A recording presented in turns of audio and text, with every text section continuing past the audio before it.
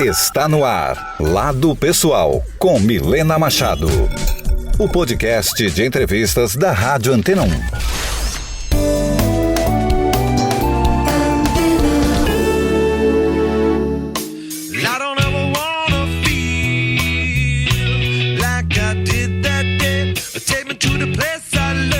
Olá, está no ar Lado Pessoal, um podcast da Rádio Antena 1. Eu sou Milena Machado e a partir de agora vamos juntos descobrir o que pensam, como decidem e o que inspira os executivos que comandam as empresas mais admiradas do Brasil.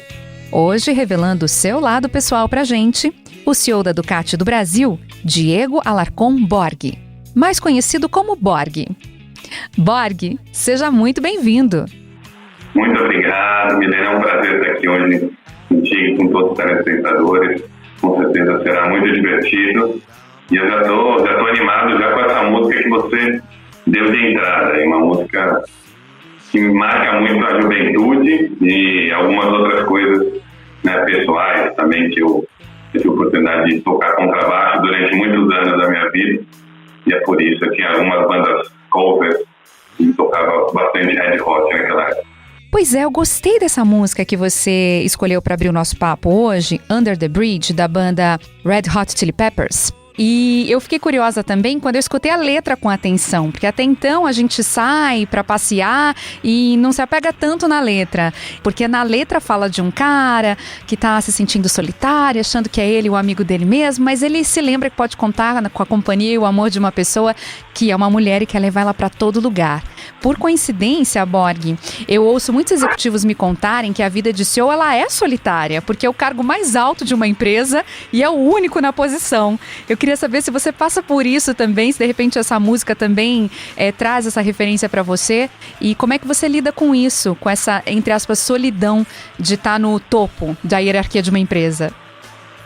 Não, sem dúvida, essa é uma verdade. E todos, né, a gente troca muita experiência nos pares. Então, isso daí é uma reflexão que a gente faz e é um relato real mesmo, né, na vida de um CEO. Normalmente você acaba se distanciando por alguns motivos estratégicos, até com certeza a matriz fica muito próxima, mas o time no país ele acaba tendo uma certa distância, não consegue, né, ter aquela notória diferença. Por exemplo, quando você está inserido no time como, né, um gerente, até um diretor, né, operacional, e você consegue estar presente no dia a dia, né, das atividades de todo mundo ali, né, dando sequência também nas atividades até o fim do dia, né, e até final de semana junto com o time. E como quando você acaba tendo uma distância natural de todo o processo, né, você precisa ter um pouco mais de dependência, não deixar, né, contaminar algumas outras coisas, mas uma forma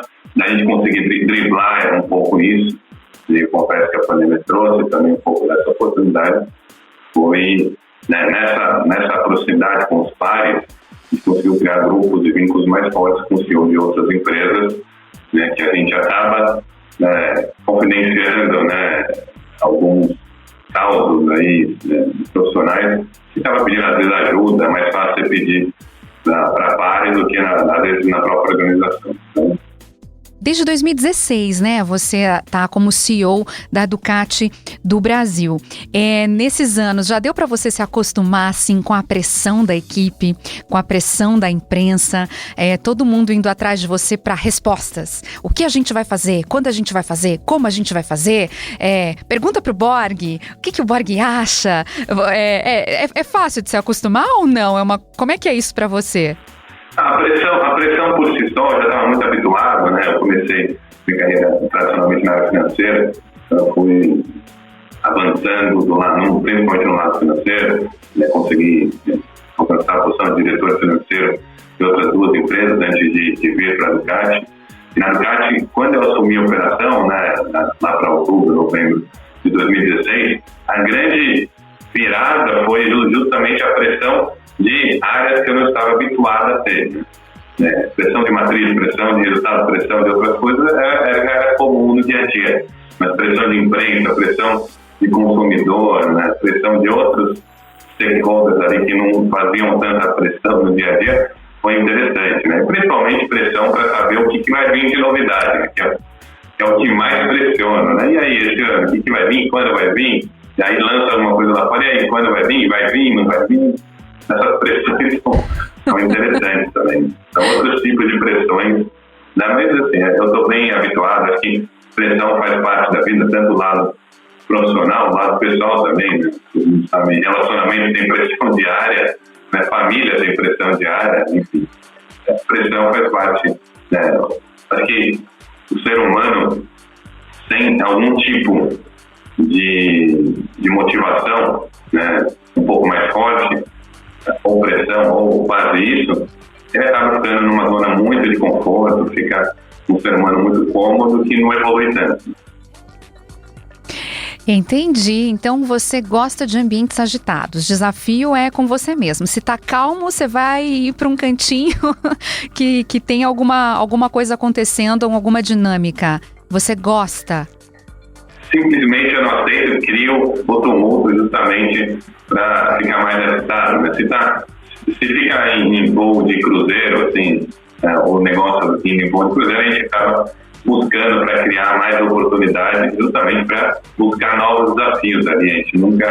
O time nunca se contenta, né, para fazer, tá fazendo bem, assim, as coisas vêm ajudando, vai fazendo bem. Não suficiente, a gente sempre busca algo a mais.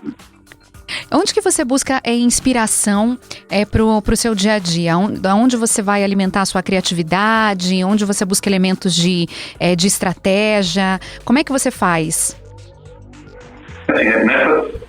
Nessas possibilidades com pares, ajuda muito, né? Porque eu particularmente gosto muito de avaliar o que está sendo feito em outros segmentos, em outros mercados, antes de ficar olhando só o que está sendo feito dentro do segmento que eu atuo, que a empresa atua.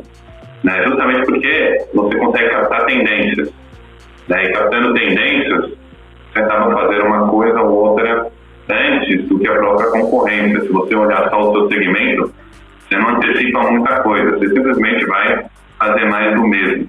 Então, olhando um pouco fora, você consegue trazer inovação mais rápido para dentro de algo, né, que você atua. O ano passado foi algo que a gente conseguiu inovar, né? Você teve a oportunidade de participar com a gente de um dos lançamentos totalmente virtuais. Verdade. A gente foi a primeira marca de 2 rodas no país que fez o lançamento, né, lá no começo do ano passado.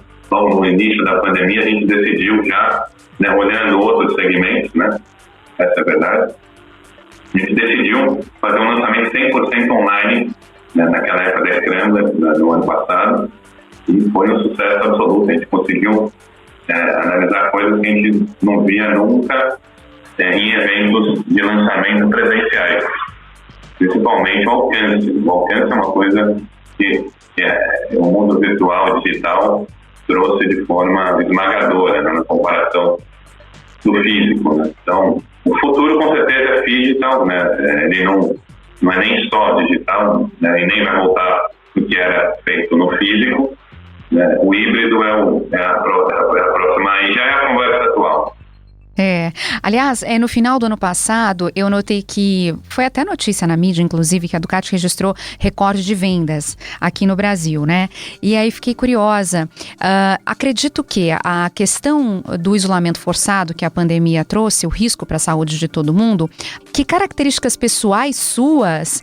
nesse momento, o desafio atual da Ducati, que é crescer, ampliar a rede de concessionários, ampliar vendas, né, para seguir nesse caminho de crescimento, quais são os seus aspectos pessoais que você mais trabalha nesse momento? Você acorda todo dia pensando em fazer o quê, em fazer como é que você contagia seu time, como é que você estrutura seu dia? O que tem do Diego no dia a dia, assim, que é bem seu?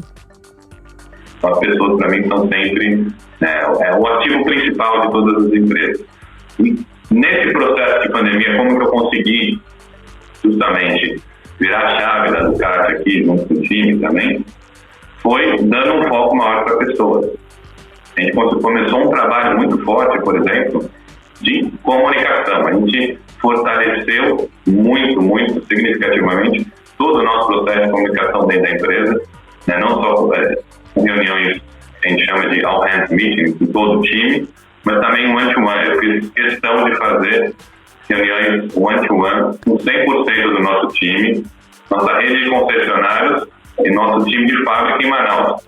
Assim, aí foi até tive semanas que eu bati recorde de videoconferência e tal, mas fora isso, o mais importante ali é a pessoa ter a consciência, né, o líder em geral, ela precisa sim sacrificar um pouco ou bastante para cuidar das pessoas. Então, o fato de eu me dedicar 30 minutos para cada uma dessas pessoas, sem somar, dar um tempo bem grande, foi fundamental justamente para a gente trazer o time todo de volta para o barco. Em algum momento da pandemia isso se perdeu. É natural, né? A curva, né, na pandemia, a gente começa aquele 2020 na euforia, vibe muito positiva, aí chega a pandemia, tudo fica nebuloso. E dentro do nebuloso, muita gente ficou com medo de perda de familiares, muita gente vivenciou coisas diferentes, né, na pandemia e vem vivenciando até hoje. E teve um momento que, de fato, assim, a gente sentiu um afastamento geral das pessoas e uma queda de produtividade. E foi nesse momento que surgiu algumas ideias, e que assim, uma dessas ideias foi esse one-to-one, que a gente batizou de Ducati Café Talk, né, o café em italiano na frase, justamente para aproximar mais o time, né, e particularmente comigo, um canal sem muito filtro, mais informal, que transformou a empresa. Essa é a grande verdade. A gente conseguiu, né, acelerar todo o processo de transformação durante a pandemia através desse tipo de contato humano, né, por mais que tenha sido virtual.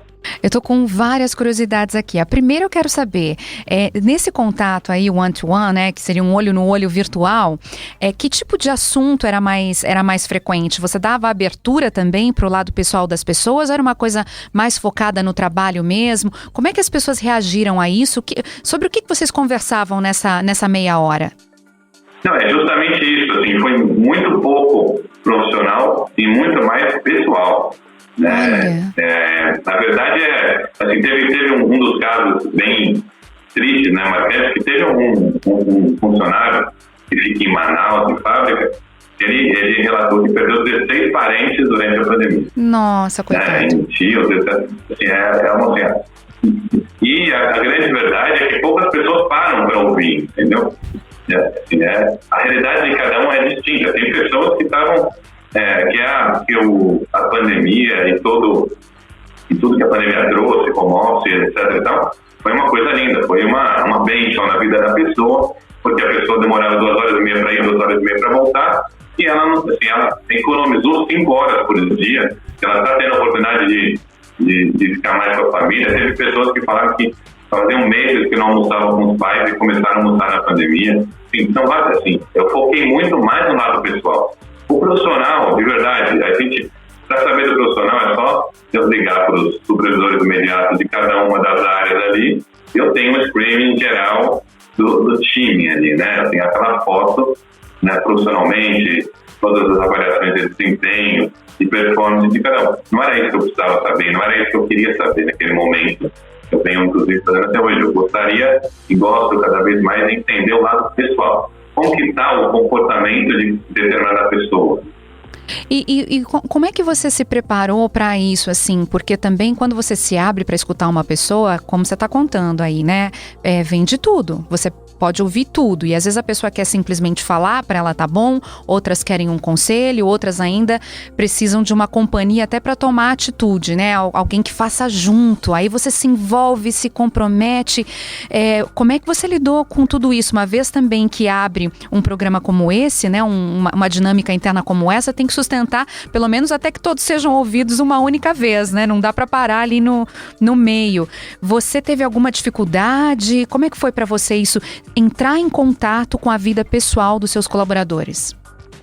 Assim, dificuldade especificamente não, mas eu confesso que foi assim, um MBA ou 2, 3 MBAs durante um período de pandemia de meses, né?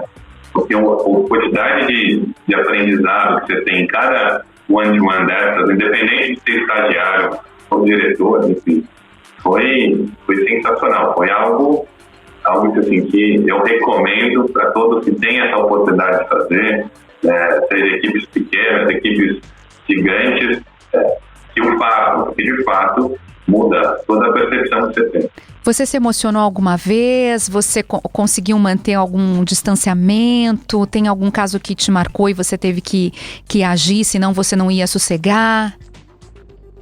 Assim, diversos casos, de fato, me marcaram, né? Esses aí que eu comentei, que eu dividi contigo, mas muitas coisas serviram de lições e até implementações, né? Que a gente tem uma reunião uma reunião só do board da Ducati semanalmente, né? E aí, muita coisa que eu pegava nessa do one-to-one, sem citar nomes, sem citar quantas eu tinha feito na semana, né? Eu levava para a reunião e falava, olha, precisa resolver esse problema específico na empresa, né? Que assim, não foi 1, 2 ou 3, foram 10 que falaram, e assim, a gente precisa atacar isso, e a gente conseguia atacar, e na semana seguinte basicamente estava encaminhado, solucionado, e muita coisa veio desses bate-papos, né? Olha, que bom. Agora, você começou contando sobre a sua característica de organização, de planejamento. Quero saber se algum dia na vida, então, você atrasou com alguma coisa e como é que você lida com adiamentos de prazos. Se você costuma adiar, prever ou não, você não aceita isso. E também quando alguém chega para você, chefe, não deu. Dá um tempinho, semana que vem eu te entrego. Como é que você lida com isso? Isso faz parte do dia a dia, né? Novamente, pessoal profissional, que imprevistos acontecem, a gente tem que sempre entender, às vezes você, não só imprevisto, mas às vezes você acha que o processo como todo não está bom o suficiente, não faz sentido você manter a data. A única coisa que eu sempre peço para todos, e eu procuro sempre fazer, se vai atrasar, já avisa com antecedência, né? Eu acho que o problema é sempre menor hoje do que amanhã. Deixar a bola de neve crescer é sempre a pior solução. Bom conselho, gente. Bom, você como CEO de montadora de motocicleta, eu quero saber, compartilha da paixão por duas rodas também? Sim, com certeza. Eu não tenho muita oportunidade de exercer a paixão nos últimos tempos pela família, né, que cresceu. Eu tenho 2 filhos, são muito pequenos ainda e demandam muita atenção em casa, né, e aí eu prefiro não comprar briga de final de semana para andar com o pessoal e fico mais em casa. Acho que a gente está aprendendo a olhar também mais os problemas invisíveis durante essa pandemia, invisíveis para o nosso dia a dia. São coisas muito específicas que eu particularmente nunca tinha parado para pensar nisso. Isso faz toda a diferença. Então, se a gente pudesse mobilizar de fato para mudar, não parar de falar e realmente fazer, para mudar o mundo, porque tem muita gente que está precisando mesmo, principalmente no Brasil. De segunda a sexta tá no trabalho, e aí você cuida de você também, pratica esportes, como é que você se organiza? Sim, eu procuro sempre praticar esporte cedo, né, bem cedo de manhã, antes de vir para o trabalho.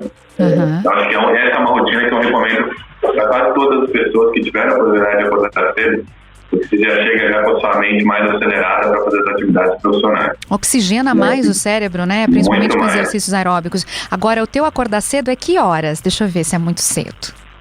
Não, assim, já foi mais, né? Hoje em dia é 15 para 6, É cedo. 5h40. Não, eu tive uma época que eu acordava 4h30, 15 para 5, antes de ter os filhos. Gente! E aí é dormir bem cedo ou não? Você é do tipo que precisa dormir pouco? Eu costumava dormir, não dava para dormir tão cedo assim, mas eu procurava dormir pelo menos 6, 5 horas e meia por dia, né? Não menos que isso. Entendi. Qual passeio de moto mais incrível que você já fez, hein? Passeio de moto mais incrível, assim, eu não andei fora do Brasil, essa é uma coisa que eu gostaria de andar ainda. Aonde você gostaria de andar? Na Itália? Na própria Itália, lá. Assim, pra falar que eu nunca fiz, eu já andei lá fora em eventos específicos do grupo. Uhum. Circuito fechado ou fazenda, algumas coisas específicas que a gente tem já mas na estrada mesmo, não tive oportunidade de andar. Eu me planejo para fazer no futuro próximo. Mas aqui, na região aqui, eu acho que assim, a região do interior de São Paulo é sensacional. A gente tem vários exemplos aqui, né? Claro, você tem Morungaba, que é um pouco mais perigoso, que Tem alguns problemas de risco ali, que alguns colegas já tiveram acidentes, etc. e tal. Mas é muito bonita ali a região, Serra Negra, na Serra do Rio do Rastro ali, todo o entorno do estado de São Paulo e todo o entorno ali dele é muito, muito marcante. É um estilo de vida, né? Exato, é muito mais do que simplesmente um meio de locomoção, é um estilo de vida. Né? Moto, a gente pode dizer que é um estilo de vida e na pandemia foi um isolamento social natural. Eu já tive a oportunidade de viajar para alguns lugares e quando eu percebo que o trânsito naquela região é mais organizado ou que as pessoas têm esse hábito, acho que vale alugar uma motocicleta. É um outro ponto de vista. Quando você está dentro do carro, né, tem a capota que te impede de ver os monumentos, né, a cor do céu, aquela coisa toda, as árvores. Quando você sai de motocicleta, é uma outra experiência. Barcelona é muito legal para isso. Roma também, apesar de ser uma loucura o trânsito de Roma, mas como tem muita por lá, né? Muita motocicleta, então você acaba indo no fluxo, acho que é legal também. É uma sugestão aí para quem estiver atrás de experiências diferentes. Às vezes a gente não precisa ser tão exótico assim, vamos dizer, né? Tão inovador, né? A vivência diferente tá, por exemplo, nessa relação com duas rodas. Borg, olha só, eu tava pensando aqui e eu percebi que seu sobrenome, né, Alarcón Borg, um é de origem espanhola e outro é de origem italiana.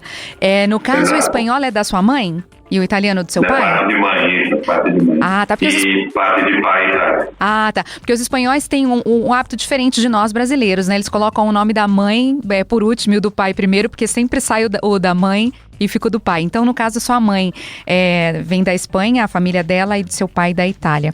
Você percebe alguma coisa disso, assim, desses traços espanhóis, assim, em você? Ou o italiano fala mais forte, até porque você tem dupla cidadania ítalo-brasileira, né? Será que você escolheu a Itália? Não, assim, o meu vínculo é muito maior com a Itália, né? Isso é verdade, sem dúvida nenhuma. Mas, assim, esse DNA de guerreiro, eu acho que está sempre presente. Eu acho que para todo brasileiro. O brasileiro, por si só, ele já é um povo muito guerreiro, né? A gente costuma brincar que qualquer executivo que passa no teste do Brasil está preparado para qualquer país do mundo. Então, o brasileiro já é guerreiro natural. Então, mas, assim, sem dúvida, o vínculo com a Itália é um pouco mais forte, sem dúvida nenhuma. Com a Ducati é mais forte ainda, porque a minha família, de fato, é de uma cidade chamada Crevalcore, que fica a 15 quilômetros, mais ou menos, da fábrica de Borgo Panigale da Ducati. Então, o Borg, por causa do bairro Borgo Panigale, ali, o Borg é muito parecido ali da região. Então, existe um vínculo muito próximo, né, da localização da fábrica, onde minha família cresceu. E você acha que, de alguma maneira, a ascendência italiana ajudou você na ascensão dentro da Ducati? É uma coisa que a Ducati valoriza, esse contato com a raiz italiana, entender a cultura? Claro que tem todo o seu mérito, mas eu digo, acha que contou algum pontinho? Hoje, no dia a dia, você percebe, poxa, ainda bem que eu entendo um pouco eles, que eu vivo isso na minha família. Facilita? Sem dúvida, assim, principalmente entendimento de cultura, né? Da mesma forma que o espanhol tem uma cultura específica, que eu tive a oportunidade de trabalhar alguns anos com o espanhol, do mesmo jeito que o alemão, a gente faz parte do grupo alemão, né? A gente faz parte do grupo Volkswagen, tem uma cultura muito específica, o italiano também tem uma cultura muito específica, né? E assim, se você não entende a cultura de cada país e de cada empresa que você trabalha, fica muito difícil o dia a dia. Essa é a grande verdade, porque às vezes parece que o pessoal está brigando, se exaltando, mas na verdade é só o jeito de se expressar que é diferente de cada um dos povos. É importantíssimo entender cultura, né, antes de mergulhar na empresa. Claro, tem muita gente que aprende durante o percurso, mas é um pouco mais doloroso. Mas assim, essa leitura prévia faz muita diferença. Ótima dica essa sua também. E aí, nesse tempo todo que você já está aí dedicado à Ducati, já deu para você conhecer o melhor dos dois mundos? Qual a característica, assim, do povo italiano que você mais admira no dia a dia? E qual é a característica do jeitinho brasileiro que você mais gosta? Não, o brasileiro, assim, ele é um povo muito resiliente. Essa é a grande verdade. né? Então, a resiliência do brasileiro é algo incomparável, eu diria, quase. Por mais que outros países já passaram por guerras, etc. Então, o Brasil, a gente passa por crises, né? A cada 1, 2 anos ali tem um tipo de crise diferente, alguém inventa, né, principalmente nossos amigos políticos. A gente tem muitas crises aqui no Brasil. Crises principalmente agravadas pelo exterior ou não, mas são várias crises. A pandemia é outra que só demonstrou algumas fragilidades que o nosso país tem em relação a crises. A gente já estava numa crise no Brasil, a pandemia veio para piorar um pouco a situação, né? Então, resiliência, sem dúvida nenhuma, é algo que eu admiro muito em brasileiro. Os italianos entendem esse fator do brasileiro, a resiliência, ou chega uma hora que eles falam, basta, né? Acabou, já deu, não deu, vamos mudar de assunto? Que a gente insiste, é uma coisa que os italianos entendem e admiram ou não? Acho que admirar sim, né? O entender, assim, eles entendem muito o que eles querem, né? Em geral.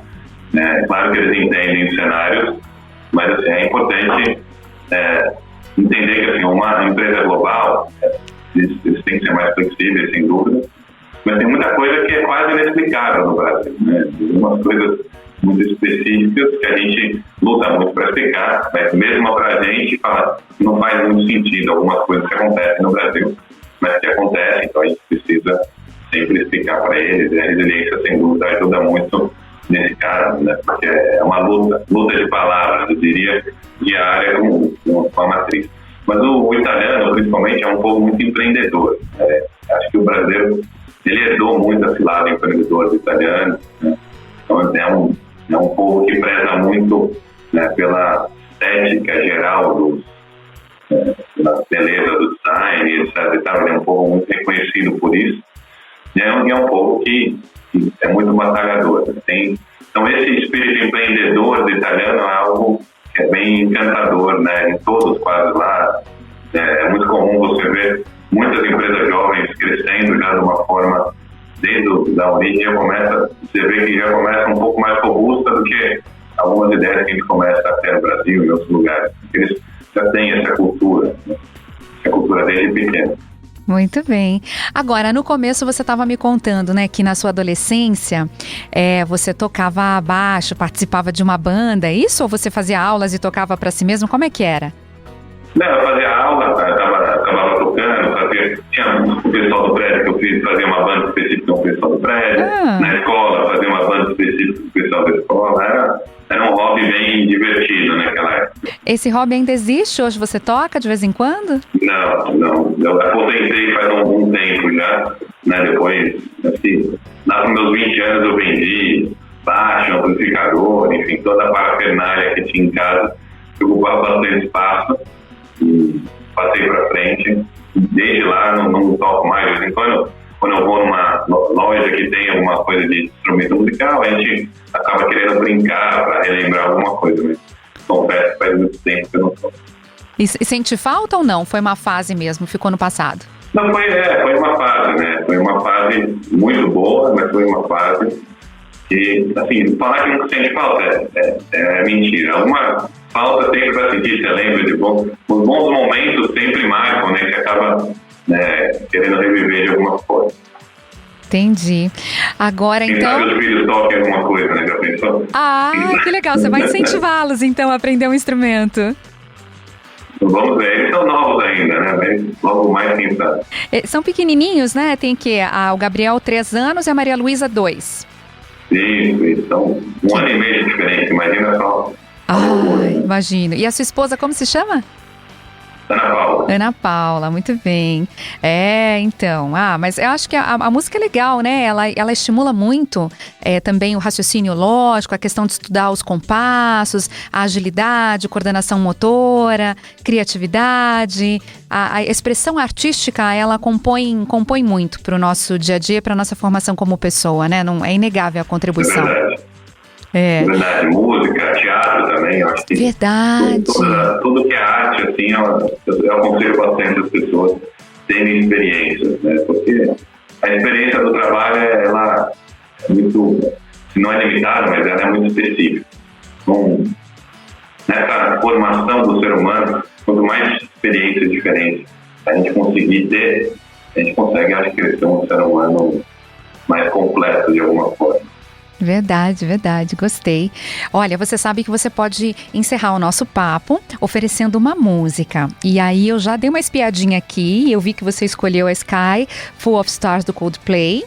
E a letra fala justamente desse céu de estrelas que ilumina o caminho para quem você entrega seu coração. Tô curiosa, para quem você vai oferecer essa música?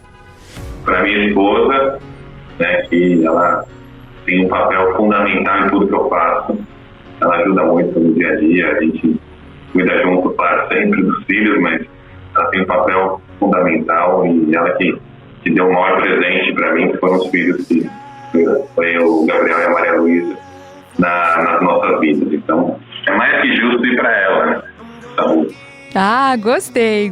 Isso aí, então é pra você, Ana Paula. Curta muito.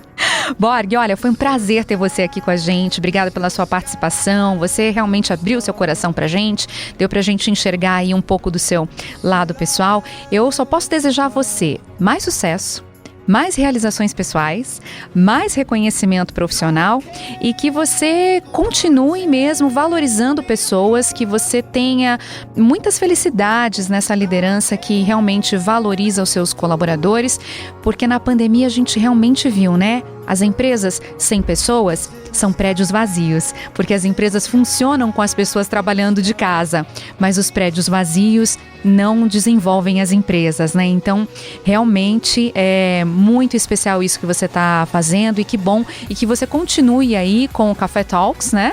Que realmente você consiga separar, preservar esse momento que você tem com os seus colaboradores one-to-one, que isso realmente já se mostrou, você viu aí na prática, muito precioso. Obrigada e parabéns. é isso, obrigado. Foi um prazer estar aqui com vocês nesse momento muito especial. Até a próxima, então. Tchau, tchau. Tchau, tchau. Lembrando, gente, que esse podcast, O Lado Pessoal de Diego Alarcon Borg, CEO da Ducati do Brasil, vai ficar disponível na plataforma da Rádio Antena 1. E você pode não só escutar novamente, como escutar quantas vezes você quiser e ainda encaminhar. Compartilhe à vontade, hein? Hoje eu fico por aqui. Até uma próxima.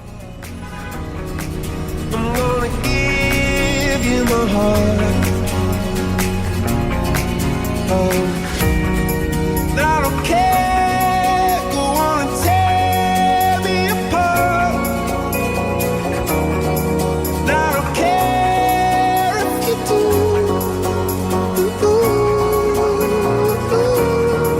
'Cause in the sky full of stars, I think I see you.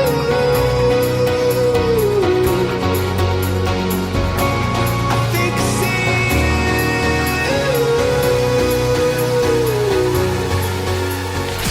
Antena 1 e Milena Machado em Lado Pessoal.